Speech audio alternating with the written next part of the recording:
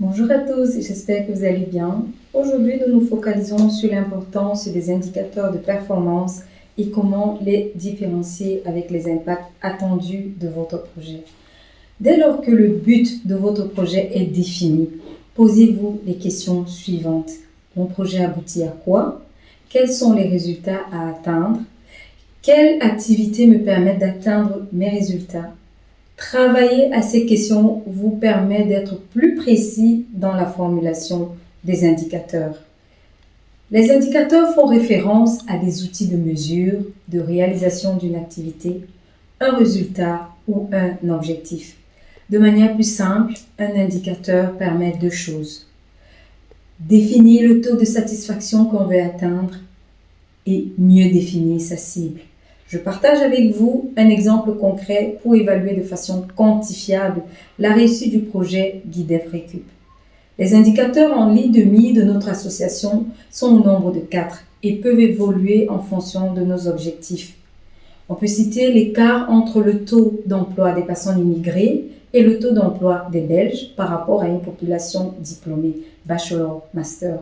En deuxième indicateur, on peut citer le nombre de personnes qui peuvent passer d'un séjour étudiant carte A limité au marché du travail à un séjour moins précaire.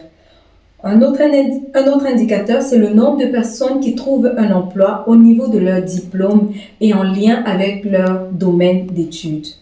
On peut citer aussi le nombre de participations aux actions de Guidef, cours de néerlandais, accompagnement à l'emploi. Dans un contexte difficile, il y a beaucoup de demandes des clients et on peut avoir des risques et bénéfices dans notre projet. Mais l'impact se définit en fonction de nouvelles idées qu'on peut mettre en place pour savoir si le projet suscite un réel intérêt dans la vie des citoyens et est-ce qu'il procure un bien à un ensemble de personnes, acteurs, bénéficiaires. Mes amis, un petit conseil pour définir un indicateur. Explorez les enjeux économiques et géographiques de la région où vous voulez exercer. Wallonie, Flandre, Bruxelles-Capitale. Et regardez les régions en termes de population. Est-ce que certaines populations ont plus de besoins que d'autres? Cela mène-t-il à une opportunité économique? Quels sont les métiers en pénurie? Qu'est-ce que vous pouvez apporter? Dès que cette réflexion est faite, définissez alors vos indicateurs. La semaine prochaine, on parlera de l'importance de définir les avantages sociaux, économiques, voire culturels de votre projet. Bon week-end à vous.